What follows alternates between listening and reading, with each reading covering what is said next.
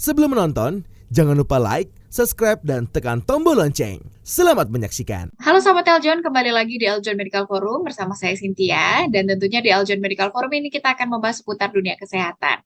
Hari ini kita akan bahas terkait dengan bagaimana mengontrol emosi. Kita juga akan bahas mengenai temperamental. Apakah temperamental ini merupakan gangguan kepribadian ataukah ini sebuah penyakit? Nah, nanti akan kita bahas ya, karena mungkin Sobat Eljon juga familiar dengan kata tersebut yang mungkin digambarkan dengan kondisi amarah seseorang. Gitu. Apakah memang betul seperti itu atau sebetulnya seperti apa jika dikaitkan dengan kesehatan mental gitu ya. Hari ini akan kita bahas bersama dengan narasumber kita. Sudah hadir bersama saya ada Dr. Alvin Saputra, dokter spesialis kedokteran jiwa atau psikiater. Dr. Alvin, halo dok. Apa kabar dok? Baik, gimana Baik, Cynthia? baik juga dok. Dokter Alvin, hari ini kita akan bahas soal temperamen ya dokter, Mm-mm. temperamental, kemudian juga kita akan bahas regulasi emosi juga terkait mungkin orang-orang menganggap temperamen dan temperamental ini mengarah kepada orang yang suka marah-marah gitu kali ya dok ya. Mungkin dokter Alvin boleh jelaskan dok, sebetulnya definisinya ini seperti apa sih dok? Mm-mm, mm-mm. Iya, jadi kalau kata temperamental ya yang sering kita dengar ya Cynthia ya. Sekarang orang kalau misalnya ketemu, aduh, misalnya siapa ya, pacar saya nih gitu, keluarga saya nih, ada orangnya aduh temperamental deh, marah-marah mulu gitu. Itu yang sering kita dengar ya sekarang ini ya, temperamental gitu. Ini sebenarnya kata yang unik ya, kata yang menarik gitu. Karena sebenarnya em, ini kayak bahasa sehari-hari gitu sebenarnya penggunaannya.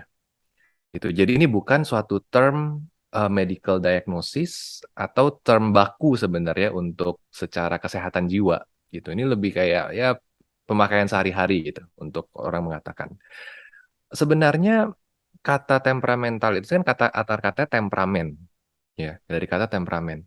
Nah, sebenarnya temperamen itu sendiri sifatnya netral gitu. Jadi temperamen tiap orang tuh beda-beda gitu. Nah, kalau kita bisa bicara tentang temperamen ini banyak banget gitu. Temperamen itu eh berbagai macam teori lah untuk kita melihat orang tuh bagaimana membagi temperamen seseorang gitu. Yang paling yang paling umum yang kita dengar ya, mungkin Sinta juga pernah dengar.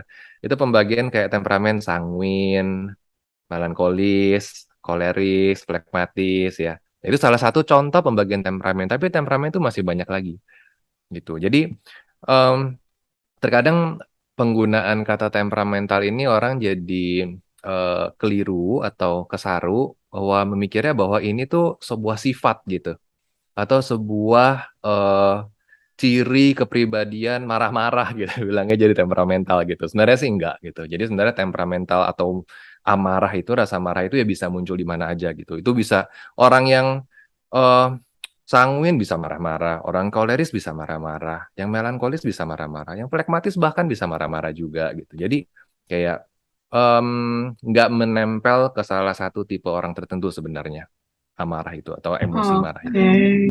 Tapi memang temperamental itu kaitannya dengan amarah gitu ya dokter. Memang tapi bukan gangguan kepribadian gitu ya dokter ya. Iya, jadi memang temperamental itu sendiri orang sering menggambarkan temperamental itu untuk orang yang mudah marah. Nah, orang mudah marah ini kenapa? Itu yang jadi Ya. pertanyaannya. Karena Mm-mm. itu pertanyaan menariknya gitu. Karena orang yang punya diagnosis, misalnya diagnosis kesehatan mental tertentu ya, itu pun bisa jadi rentan dia emosinya nggak stabil, jadi mudah marah-marah bisa. Atau misalnya nggak ada diagnosis nih, nggak ada diagnosis gangguan kesehatan mental, contohnya ya misalnya skizofrenia kah, depresi kah, bipolar kah, gitu. Itu satu diagnosis. Tapi bisa juga nggak ada diagnosis ini, tapi masalahnya di misalnya gangguan kepribadian, misalnya personality disorder. Ini pun juga bisa bikin rentan nih untuk seseorang itu jadi mudah marah atau jadi orang bilang temperamental gitu. Bisa juga. Tapi bisa nggak orang yang nggak ada diagnosis ini terus bawaannya marah-marah aja terus pengen? Bisa juga gitu. Jadi temperamental ini atau emosi marah ini sebenarnya bisa ada di siapa aja. Bisa ada di kita juga. Ya. Kalau kita misalkan nih lagi kurang tidur deh misalnya Cynthia. Atau misalnya lagi yang teman-teman nih yang Perempuan misalnya lagi dapet, misalnya lagi sakit gitu rasanya ya. Waduh, rasanya pengen marah gitu rasanya ya. Atau misalnya kita lagi sakit gigi aja, bawaannya pengen marah gitu. Jadi kadang-kadang amarah itu kita perlu melihat sebagai suatu hal yang sebenarnya sifatnya netral gitu. Dia sebenarnya bukan suatu diagnosis atau kita bisa bilang, wah ini orang kalau marah-marah pasti sakitnya ini gitu. Nggak juga. Oke, baik-baik. Nah, kalau kita bicara emosi gitu ya dokter ya, sebetulnya emosi itu sendiri tuh apa sih dok? Apakah memang marah-marah itu merupakan ungkapan dari emosi gitu ya dokter ya? Sebetulnya gimana dok? Mm-mm. Iya, amarah, rasa marah ya, atau bahasa Inggrisnya kita sebutnya anger ya. Itu sebenarnya salah satu emosi normal manusia. Ya, emosi yang lainnya yang paling grup besarnya ya, misalnya perasaan sedih, perasaan senang, ya, perasaan apa lagi? Perasaan jijik misalnya, perasaan takut, ya, perasaan cemas, ya, perasaan malu, gitu. Itu emosi-emosi dasar manusia. Nanti dari itu bisa ada kecil-kecilnya lagi tuh, ya. Tapi itu grup besarnya. Salah satunya adalah rasa marah ini. Dan itu memang emosi yang ada di semua orang, bisa ada di semua orang. Gitu. Dan jangan kita anggap bahwa kalau marah itu pasti artinya negatif. No, enggak. Gitu. Karena semua emosi, bahkan emosi yang rasanya nggak enak sekalipun, itu ada manfaatnya buat kita. Ya. Bahkan rasa sedih pun ada manfaatnya buat kita. Rasa marah pun ada manfaatnya buat kita. Kepikiran nggak, Cynthia? Kalau rasa marah tuh manfaatnya apa tuh buat kita? Iya, baru Coba. saya mau tanya dok, manfaatnya apa dok? Ya, pernah nggak Cynthia ngerasa marah tapi ya memang perlu marah gitu? Pernah dok. Nah, kayak gimana tuh misalnya? Kalau misalnya marah, lagi kecewa, lagi kesel dok, rasanya perlu marah gitu ya dokter. Kalau ditahan juga mungkin jadi sakit sendiri nggak sih dok? Nah, betul banget ya. Jadi setiap emosi kita itu ada manfaatnya, Cynthia. Dan terkadang emosi itu perlu kita ekspresikan, ya. Cuman cara mengekspresikannya ini gimana supaya enggak merusak hubungan sama orang lain, misalnya. Enggak merusak diri sendiri, enggak ngelukain ke diri sendiri, enggak merugikan diri sendiri, gitu. Enggak merugikan ke orang lain. Ya. Tapi kita perlu pahami bahwa emosi itu sendiri ada alasannya kenapa kita merasa marah. Ya kalau di konteks ini marah ya. Kalau sedih ya kita ada alasannya kenapa sedih. Senang pun ada alasannya kenapa merasa senang. Kalau marah itu seringkali ada sesuatu misalnya yang suatu hal yang penting buat kita itu atau ada tujuan dari kita terus kehalang gitu misalnya. Ya. Atau misalnya kita ngerasa ada yang menyerang ke kita. Jadi rasanya pengen marah. Gitu. Marah itu jadi memberikan energi buat kita buat kayak bertahan atau nyerang balik gitu. Kebayang misalnya seseorang yang lagi habis mau dijambret gitu ya, orang ditodong gitu. Kan bawaannya langsung pengen marah gitu ya. Nah, marah itu di situ berfungsi buat melindungi diri dia. Karena ketika kita marah tuh secara biologis tubuh kita itu adrenalin itu naik ya. Adrenalin kita naik, energi tubuh kita meningkat ya. Gula darah dalam tubuh kita itu meningkat supaya kita mau ini nih siap-siap nih buat energi keluar itu tubuhnya udah siap gitu. Jadi emosi marah tuh ada manfaatnya. Gitu. Jadi kita nggak bisa ngelihat bahwa emosi itu suatu yang rasanya nggak enak tuh pasti negatif, nggak juga. Ya, dan kadang-kadang pesannya adalah kita perlu memahami di balik emosi itu ada apa sih? Di balik rasa marahnya tuh ada apa sih? Oke. Tapi dokter, kadang kan ada emosi itu yang tidak terkontrol ya dokter ya. Ada beberapa orang Mm-mm. gitu. Apakah orang yang sering marah, mungkin sudah di luar batas gitu ya dokter, ya Mm-mm. marahnya juga, itu bisa mengarah ke gangguan kepribadian kan dokter atau gimana dok? Mm-mm. Itu betul, itu bisa. Karena contohnya misalnya ada gangguan kepribadian tertentu yang untuk meregulasi emosi itu nggak bagus gitu. Karena kita berpikir, kita merasa, kita berperilaku kan semua pusatnya dari otak kita ya. Nah, beberapa orang memang dari sananya secara biologis memang regulasi emosinya itu nggak bagus gitu. Jadi ada bagian otak kita ini yang fungsinya itu sebagai remnya tuh kayak remnya tuh belong gitu. Jadi susah untuk mengontrol. gitu. Jadi kadang-kadang memang ada gangguan kepribadian tertentu yang bisa kelihatannya kayak orang kok marah-marah mulu ya nih orang ya. Gitu. Jadi bisa. Tapi balik lagi, nggak semua orang yang marah-marah pasti gangguan kepribadian. Gitu. Hmm. Hmm. Oke, berarti bisa jadi gangguan kepribadian juga ya, Dok ya? Ada kemungkinannya, betul. Mm-mm.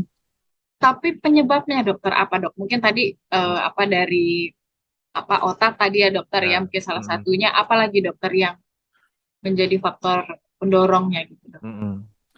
Em, kita dalam kesehatan mental kita selalu mengenal hampir semua ya, hampir semua diagnosis kesehatan mental atau masalah kesehatan mental itu nggak pernah ada satu penyebab tuh yang tunggal. Penyebabnya satu pasti itu.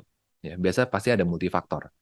Biasa kita bagi penyebabnya itu menjadi faktor biologis atau dari tubuh kita, kayak tadi misalkan faktor dari otak gitu ya. Yang kedua itu faktor psikologis ya, misalnya bawaan dari personalitinya, bawaan dari apa namanya pola asuhnya ketika jadi kecil ya. Sama yang ketiga itu lingkungan, ya mirip juga, agak mirip sama pola asuh, tapi lingkungan gimana orang-orang di sekitarnya, lingkungan adatnya seperti apa, kulturnya seperti apa ya. Lingkungan seseorang misalnya di ketika masih kecil di sekolahnya gimana teman-temannya itu. Itu berpengaruh nih tiga-tiga ini gitu. Dan ini semua bisa membentuk seseorang itu menjadi suatu ciri kepribadian tertentu gitu. Salah satunya marah.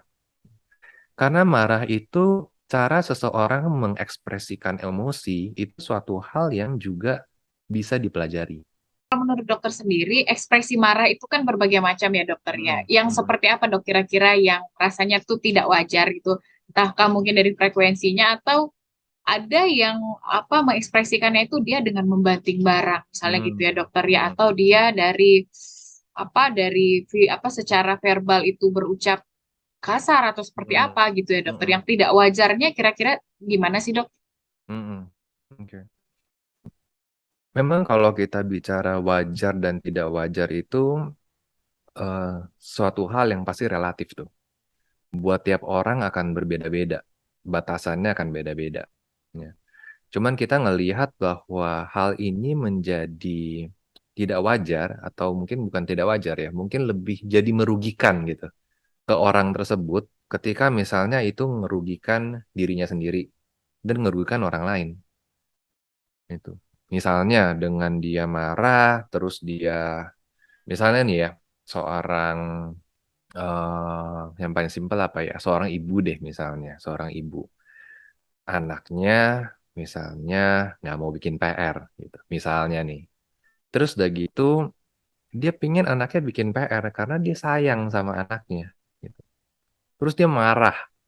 Tapi ketika dia marah, marahnya berlebihan misalnya. Sampai secara verbal kata-kata misalnya kasar, nyakitin hati anaknya. Sampai misalnya main fisik, mukul. Anaknya sampai berbekas ya, ada luka di hatinya gitu karena dipukul orang tua. Jadi tujuan dari marahnya itu nggak tercapai. Padahal kan marahnya itu adalah pingin sesuatu yang terbaik buat anaknya. Dia sayang sama anaknya. Pengen anaknya bikin PR karena PR itu penting buat anaknya. Tapi dalam mengekspresikan marahnya, ternyata membawa kerugian justru buat anaknya gitu. Nah, di situ jadi kita bilang bahwa marah ini nggak sesuai sama tujuan dirinya. Nggak sesuai dengan kenapa emosi marah itu muncul. Dan di sinilah gimana emosi itu diekspresikan dengan cara yang justru merugikan. Gitu. Oke, jadi merugikan gitu ya dokter ya tadi ya. Oke. Nah, kapan nih dok harus pergi ke psikiater gitu ya dok? Mm-mm. Dirasa mungkin Mm-mm. kondisinya seperti apa gitu dok? Iya. Ini pertanyaan menarik, Cynthia.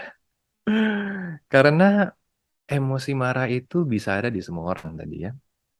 Dan semua orang itu sebenarnya perlu untuk belajar bagaimana meregulasi emosinya. Ya. Karena eh, di sekarang ini ya, dunia kesehatan mental itu udah bergeser kalau saya lihat. Kita nggak bicara lagi bahwa seseorang itu perlu ada gangguan untuk mencari bantuan. Gitu. Kita udah bergeser dari situ. Kalau orang dulu mikirnya, aduh kalau berobat itu ke psikolog atau ke psikiater, itu pasti udah gangguan jiwa berat gitu ya, baru berobat gitu. Sekarang kita udah beda. Kita sekarang fokusnya adalah gimana seseorang itu bisa bertumbuh. Ya, kalau di bahasa Inggris itu ada aksis namanya gimana seseorang itu bisa flourishing. Gimana seseorang bisa hidup memenuhi sesuai dengan potensinya secara maksimal, bisa memiliki relasi yang bermakna dalam hidupnya, dan bisa berkontribusi gitu dalam komunitasnya. Gitu. Jadi kita nggak bicara lagi seorang ini sehat itu artinya tidak ada gangguan jiwa. Gitu. Sehat jiwa itu lebih daripada nggak ada gangguan jiwa. Ya. Jadi ketika seseorang itu ngerasa, aduh kok rasanya emosi marah ini kok mengganggu saya ya. Kalau saya marah, kok saya merusak relasi sama orang-orang terdekat saya ya. Misalnya sama pacar gitu ya. Tiap kali kalau marah, udah mau putus aja deh gitu. Misalnya. Belum tentu ada itu artinya ada diagnosis tertentu, enggak juga gitu. Tapi kan pola perilaku itu kan mengganggu relasi dia. Itu mengganggu kesejahteraan hidupnya gitu dalam membangun relasi sama orang lain gitu. Nah, disitulah dimana seorang profesional itu bisa ngebantu. Ngebantu gimana ngelihat emosi itu secara lebih objektif dan gimana menangani, meresponi ekspresi emosinya itu dengan cara yang bermanfaat dan jadi produktif gitu, sesuai dengan tujuan dari ada emosi itu. Itu mungkin. Oke. Hmm. Tapi juga mungkin orang yang pola perilakunya sering marah, kemudian tidak wajar gitu ya dok. Ya mungkin ada beberapa, mungkin apa ya istilahnya, ada juga orang yang bekerja, tapi istilahnya dia mungkin merusak hubungan antar rekan kerja yang kebanyakan tidak menyadari ya dok ya sebetulnya. Mm-mm. Jadi gimana itu dok kan, apalagi mungkin tentang kesehatan mental ini ya dok ya, yang orang itu sulit menjudge bahwa diri dia mungkin sedang tidak baik-baik aja gitu ya dokter, padahal sebetulnya sudah merugikan gitu dok. Mm-mm. Ya, terkadang mungkin seseorang ini yang terdampak apa ya? Seseorang itu sadar bahwa ada sesuatu yang nggak beres sebenarnya bukan dari dia marahnya, tapi ketika relasinya itu jadi nggak bagus. Seringkali itu yang menjadi pemicu buat seseorang menyadari, wah kayaknya ada yang nggak beres nih gitu. Kok kayak gini terus ya? Misalnya tadi contohnya kalau yang pacaran ya. Kok baru tiap kali pacaran baru berapa bulan kok putus terus ya gitu. Kok untuk mempertahankan hubungan kok kayaknya susah ya gitu. Nah seringkali itu yang membawa dia menyadari kayaknya ada yang salah nih. Gitu. Mungkin nggak sadar bahwa marahnya itu yang jadi cara dia mengekspresikan marahnya yang jadi problem gitu. Tapi seringkali rasa nggak enak dalam dia nggak bisa mempertahankan hubungan itu yang membawa dia akhirnya menyadari bahwa butuh bantuan. Di keluarga tuh pun sering kayak gitu.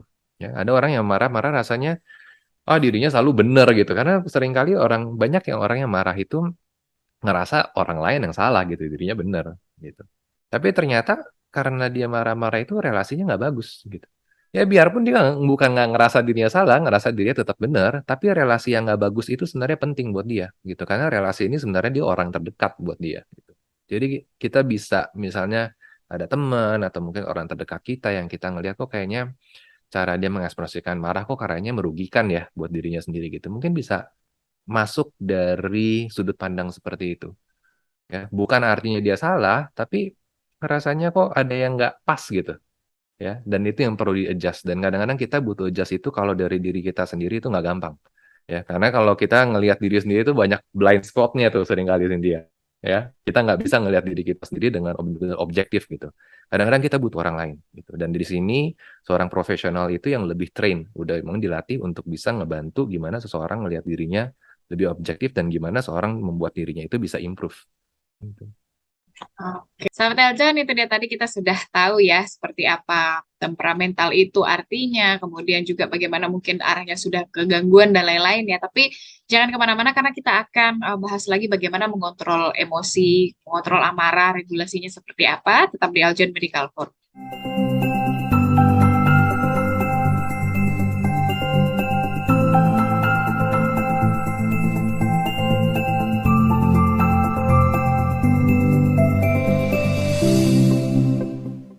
Hai, halo, aku Intan Permata, perwakilan dari Jawa Tengah. Jangan lupa like dan subscribe Eljon TV. Thank you.